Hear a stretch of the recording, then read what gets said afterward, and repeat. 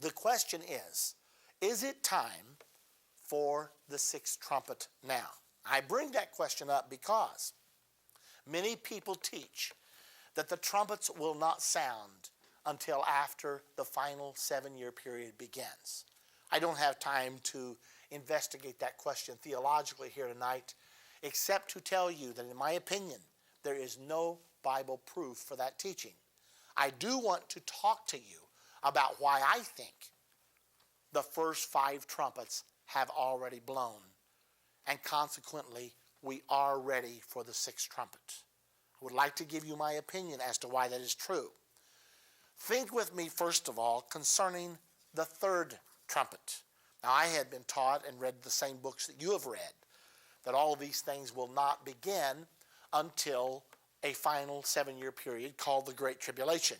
I have subsequently found out that every scripture that teaches about the Great Tribulation says it's 3.5 years, not 7 years. There is a 7-year period called Daniel's 70th week. However, Scripture is explicit that the Great Tribulation does not fill that entire 7-year period. Jesus himself said that the Great Tribulation begins at the time of the abomination of desolation. He said, when you see the abomination of desolation, then flee, because then will be great tribulation. And the Scripture is very clear that the abomination of desolation happens halfway through that final 7-year period. So when we think about these things, how does all this fall together? Now, the prophecy of the third trumpet is the thing that first caught my attention. The prophecy of the third trumpet states that a star by the name of wormwood will fall to the ground. It will make the waters of the earth bitter, and consequently many men will die because of the waters. Along about 1986, I heard about the Chernobyl nuclear accident, which occurred in the Ukraine at that time in the Soviet Union. I began to hear rumors that the Russian word for wormwood was Chernobyl. Well, when I heard about this, here's this power plant. They have this huge explosion. It becomes the worst nuclear disaster in the history of the world. 10 times as much radioactivity was released at Chernobyl as was released at the bombing of Hiroshima in World War II. I heard all this, and yet I thought, no, that cannot be true. So I shrugged it off. Finally, I investigated, and I don't have time to tell you the entire story this evening, but I investigated, and I found out that it was true. I found out that the Ukrainian word for wormwood is Chernobyl. So if we were reading a Ukrainian Bible and would read the passage in Revelation chapter 8, verse 10 and 11, it would say that a star by the name of Chernobyl fell into the earth. Well, when the nuclear accident happened on April the 26th of 1986, it was a horrific disaster.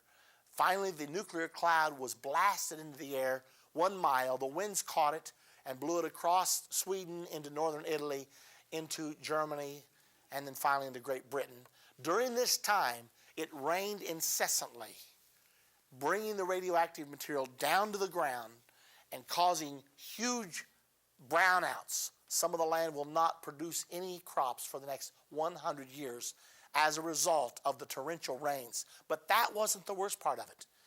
The worst part was it rained so much that the waters flowed into the rivers of Europe. The nuclide cesium-137 was then floating through the drinking water of Europe, and every person that became a victim of this, the nuclide cesium-137 goes into your body and it finds its way into your bone marrow. As of right now, 125,000 have died. They are estimating that 2 million people are infected. Cesium-137 has a half-life of 30 years, and it will lay there until finally it activates itself and causes cancer. This all occurred in 1986. It has a half-life of 30 years. And so a lot of it is still activating. The thyroid cancer rate is over 200 times as high in the area of the Ukraine than any place else. So this has been a horrific disaster, the greatest nuclear accident ever. So I went, and I'm not telling you the entire story tonight because we have so much to cover in this session, but I went from being a skeptic to the place I documented that the Ukrainian word for wormwood was Chernobyl, and I became convinced that the third trumpet sounded on April the 26th of 1986. Well, immediately, when I became convinced this was true, I said, now wait, if that's true, then apparently the first and second trumpets would have sounded before that, if they're in order. And it seemed logical to me that they would be. Well, I read the second trumpet, and under the second trumpet, it says that 1/3 of the ships that were in the sea were destroyed when this particular catastrophic apocalyptic event occurred. And also there was a great mountain burning with fire cast into the sea. And I thought, 1/3 of the ships destroyed? We've never had anything like that. And so I thought, well, maybe I'm wrong. Maybe I'm confused. So I sort of shoved it to the back burner of my mind for a while. But I'll never forget the day when I was thinking about the huge disaster of World War II. And it dawned on me that if 52 million people died, that's an incredible disaster. And that did happen. And I just asked myself the question, I wonder how many ships participated in World War II. And I wonder how many of them were actually destroyed. I said to my research assistant, Kathy, I said, I want you to go to the library and see if you can find out how many ships participated in World War II and how many of them were destroyed. She was gone a few days. She came back and she said there were 105,127 ships, and 36,000 some odd of them were sunk. And I've always been fairly decent at math, and I thought 1/3, 105, 105,000, that's right at 36,000. And I thought, that's incredible. Then I wondered about this great mountain burning with fire that was cast into the sea. One day I looked at a mushroom cloud produced from an atomic explosion. Matter of fact, the one you're looking at here, that's an actual mushroom cloud that is burning with fire. And you know what a mushroom cloud looks like? It looks like a huge mountain. And John is seeing a vision here. He has no idea what it is. He's just recording the events that he is seeing. And he said, I saw this great mountain, as it were, burning with fire, cast into the sea. The bombing of Japan. Japan is a little island out in the middle of the sea. And I thought, both of these events happened in World War II, and why should we be surprised if World War II would be included in the prophecies of the Bible? 52 million died. I'd say that would be qualified for being a part of the book of Revelation. That's catastrophic. Well, I saw that and I thought, well, maybe it can be true. We won't look at all the trumpets this evening. We do that in a video we have called The Seven Trumpets, and I certainly would recommend that to you. But let me look at one more before we get to the sixth. Let's look at the fifth trumpet. Now, when the fifth trumpet sounded, it says that the bottomless pit was open and smoke came out of the pit, darkening the air and the sun. This is a picture of Kuwait in the Gulf crisis of 1991, when Saddam Hussein left Kuwait being driven out by the Allies. In his frustration, he set 700 oil wells on fire, some of the richest oil wells in the world. $5 million per hour was going up in black smoke. And the smoke became so heavy, this is a picture of noonday in Kuwait. It was as black as midnight. They did not see the sun in Kuwait for over 3 months. Now, this prophecy says the sun was darkened by reason of the smoke. I read an article, I think it was the article that accompanied this picture. It was either Time or Newsweek magazine. One man said he stood there and watched these oil wells just belching flame and smoke, black smoke. And he said it was a hellish sight. Now, this is in Time magazine. He said, at any moment, I expected to see little demons coming out of the smoke. I read that. And yet, when I was reading that in 91, I had not yet understood Chernobyl. I had not yet understood the second trumpet. And so I thought, it sure sounds like it, but I don't see how that could all fit. But I was suspicious enough, I saved all the magazines, just in case I was missing something.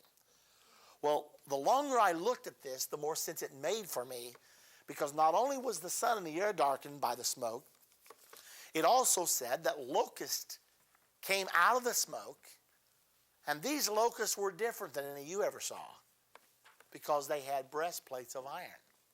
I don't know whether you've ever met a locust with a breastplate of iron or not. I never have, and I never want to. But these locusts had breastplates of iron, and they had the faces of men. Now, it seemed to me that that might be the way a person who has never seen a helicopter would describe a helicopter. In this vision, John sees these helicopters flying through this smoke during the times of the battles. And both sides did have helicopters. I've checked it out. And they're flying, and he sees these locusts with these breastplates of iron, but they got the faces of men sitting in the cockpit. Then he said that the sound of their wings was the sound of many chariots going to battle.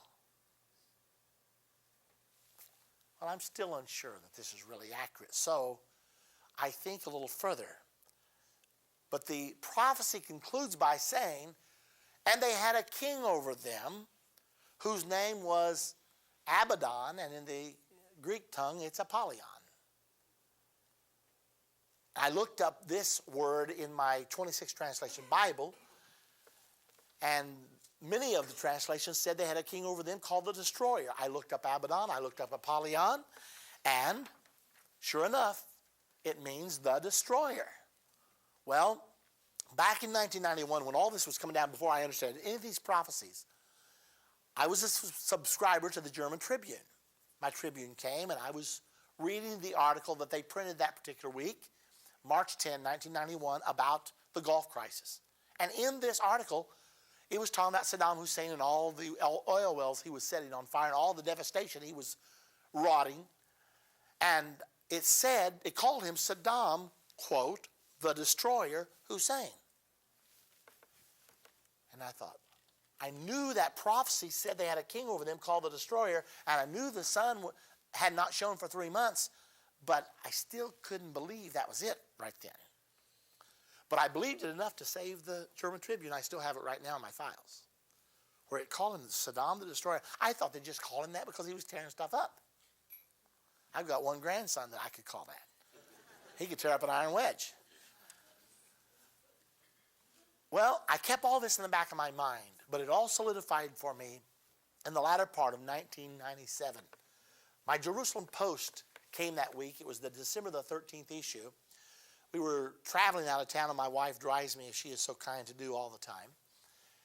So she's driving, and I'm over in my van studying, and I pull out this Jerusalem Post, and I'm reading the article. Now, there's certain parts of the Jerusalem Post I seldom read because I'm normally after the facts. This happened to be a human interest story. But since I was a captive audience in the van anyway, and I couldn't go anywhere because she was driving somewhere between 70 and 90 miles an hour. And I was reading the Jerusalem Post, and this particular article was about the last Jewish family to escape from Baghdad, and it had just occurred in 1997. They paid their way out. They were now being interviewed in the Jerusalem Post, and the lady was telling their story. She told about life as a Jewish person in Baghdad, and she talked about the time before it got bad, back when things had been okay. She told the story of Saddam Hussein's mother when she was carrying Saddam. She was having a horrible pregnancy. Why does that surprise me? The Iraqi doctors advised her to abort. She didn't want to abort, so she moved to the Jewish sector of Baghdad where the finest doctors were, and the Jewish doctors nursed her through her pregnancy. And according to the Jerusalem Post, which is not a prophecy newspaper, it's not a religious newspaper, and it certainly is not a paper that ascribes to the New Testament where this prophecy is found.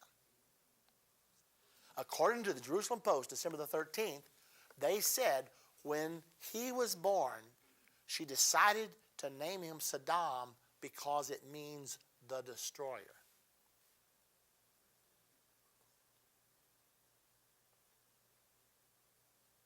So we've got quite a string of coincidences here. We've got 36,000 out of 105,000 ships being sunk, and the prophecy says 1/3.